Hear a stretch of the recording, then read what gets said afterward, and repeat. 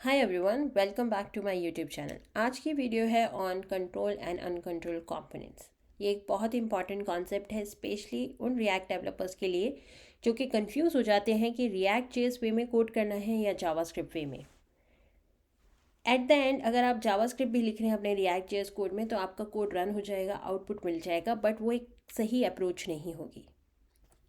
इसी में ये जो कॉन्सेप्ट है कंट्रोल अनकंट्रोल, ये बहुत इम्पॉर्टेंट रोल प्ले करता है, जो कि हम समझेंगे आज। अगर मैं आपको समरी में बताऊं, कंट्रोल कंपोनेंट मतलब जिसे रिएक्ट जेएस कंट्रोल करता है, अनकंट्रोल मतलब जिसको रिएक्ट जेएस कंट्रोल नहीं करता है। Either you are doing it through the JavaScript way of accessing the DOM और उसकी वैल्यूज़ को। ठीक है, अब इसी को समझते हैं कोड के थ्रू। मैं एक इनपुट टाइप टेक्स्ट लिखा है जिसके हम वैल्यू एक्सेस करने की कोशिश करेंगे। पहले समझते हैं अनकंट्रोल्ड वे क्या होगा। हम क्या करेंगे, हम इसमें वैल्यू को टॉम लिख देंगे जो कि हमारा डिफ़ॉल्ट वैल्यू है। अगर अब आप देखेंगे तो हमारे पास एक नीचे कंसोल में वार्निंग आ गई है। वो ये क्या कह रहा है, a component is changing an uncontrolled input to be controlled. This is likely caused by the value changing from undefined to defined value, which should not happen. Decide between using a controlled or uncontrolled input element for the lifetime of the component. Okay? ये already हमें warning दे रहा है कि हमने क्या किया, हमने एक अनकंट्रोल को कंट्रोल बना दिया है बाय यूजिंग वैल्यू और उसमें हार्ड कोड कर दिया है। और वो हमें बोल रहा है कि इससे क्या होगा, इससे प्रॉब्लम आ सकती है। अगर आपको चाहिए लाइफ टाइम के लिए अपने कंपोनेंट के लिए, तो डिसाइड करो कि करना क्या है। अभी मैं इसको क्लीन कर देती हूँ। अब हम समझते हैं यहाँ क्या हो रहा है। अभी अगर आप देखेंगे तो टॉम आ रहा है बाय डिफ़ॉल्ट, लेकिन मुझे इसे चेंज करना है।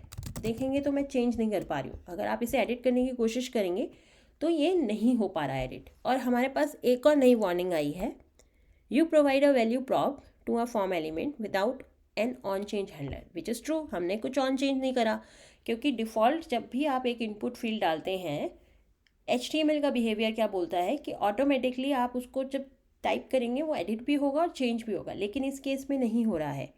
This will render a read only field if the field should be mutable, use default value, otherwise set either on change और रीड ओनली। तो यही सेम चीज़ बोल रहे हैं कि आपने एक वैल्यू प्रॉप डाल दिया है, ना ही आपने ऑन चेंज डाला है, तो ये रीड ओनली, आप एडिट नहीं कर पा रहे हैं। अगर आपको इसे चेंज करना है या म्यूटेबल करना है तो डिफ़ॉल्ट वैल्यू यूज़ कीजिए। तो ठीक है, हम डिफ़ॉल्ट वैल्यू यूज़ कर लेते हैं। सेव करते हैं, कंसोल क्लीन करते हैं, रिफ़्रेश करा, कंसोल को मैं फिर से क्लीन करती हूँ। अब मैं इसको एडिट कर पा रही हूँ। तो अब आप कहेंगे प्रॉब्लम सॉल्व। नो, अभी भी नहीं सॉल्व, अभी भी ये अनकंट्रोल्ड है। क्यों?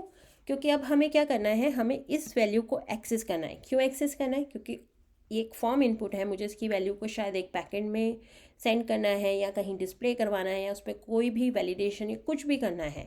तो रिएक्ट जेएस वे में मैं इसे एक्सेस कैसे करूँगी? अभी आप क्या करेंगे कि आप जावास्क्रिप्ट के थ्रू इसका एट्रीब्यूट को एक्सेस करेंगे। तो जब भी हमें कुछ एक्सेस करना होता है तो हम क्या करेंगे, पहले तो यहाँ पे ऑन चेंज इवेंट लगाते हैं, एक इवेंट हैंडलर लगाते हैं, क्रिएट करते हैं, जो कि इसकी वैल्यू को एक्सेस करे।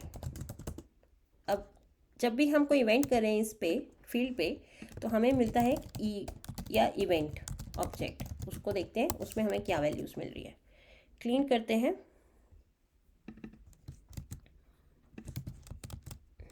ओके, अब हम यहाँ पे टाइप करते हैं। तो अगर आप देखेंगे तो हमारा ये इवेंट ऑब्जेक्ट हमें यहाँ पे आ रही है। इस इवेंट ऑब्जेक्ट को ओपन करेंगे तो ये हमारा टारगेट है, इनपुट जो हमारा फील्ड है जिस पे हम टाइप कर रहे हैं।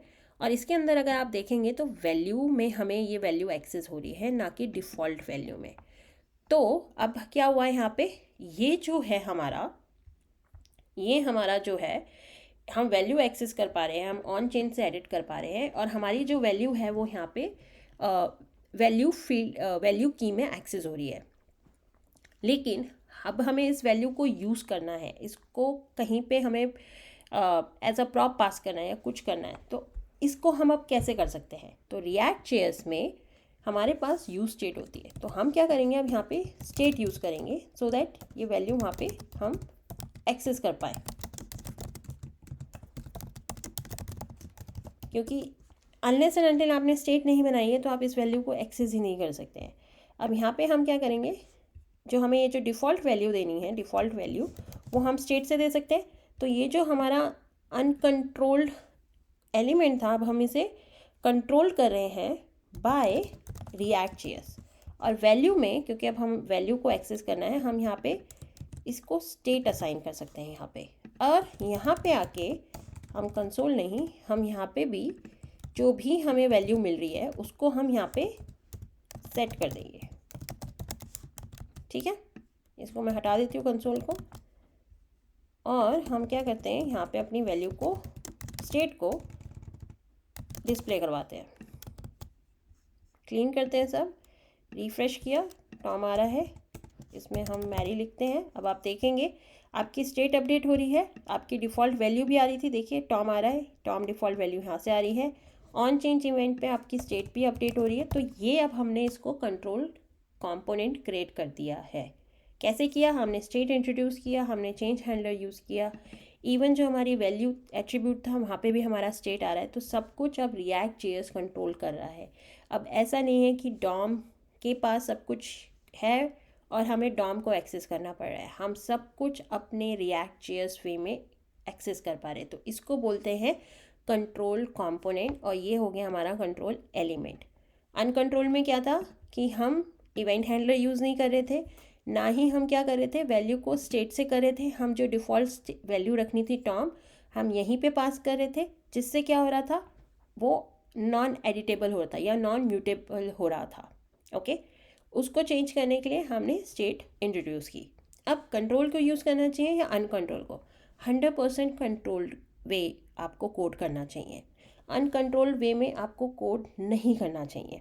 बट अब क्वेश्चन आता है कि what if there is a scenario कि मुझको डॉम की वैल्यूज़ को एक्सेस करना हो और मुझे स्टेट नहीं चाहिए, तो उसको कैसे कर सकते हैं? तो उसके लिए हमारे पास एक हुक होता है यूज़ रेफ, आप उसको यूज़ कीजिए। पहली चीज़, the golden rule is always go controlled component और element way. Just in case आपके पास कोई वे नहीं है तो आप जाके यूज़ रेफ यूज़ कीजिए डॉम से डायरेक्टली इंटरेक्ट करने के लिए। तो आप समझते हैं यूज़ रेफ कैसे यूज़ करते हैं। ये एक हुक है, इसको लीजिए, input ref equals to use ref. अब हम क्या करेंगे, यहाँ पे जो हमारा आ रहा है input type text value on change, हम वैल्यू और ऑन चेंज को हटा देंगे। अब हम यहाँ पे रेफ यूज़ करेंगे, तो रेफ कीजिए, इनपुट रेफ को यहाँ पे करिए, और हम अब क्या करेंगे, क्योंकि अब ऑन चेंज नहीं है, तो अब हमारे पास, हम ऑन क्लिक पे, बटन के ऑन क्लिक पे हम वैल्यू को हैंडल करेंगे, वैल्यू को एक्सेस करेंगे। सो सबमिट हैंडलर,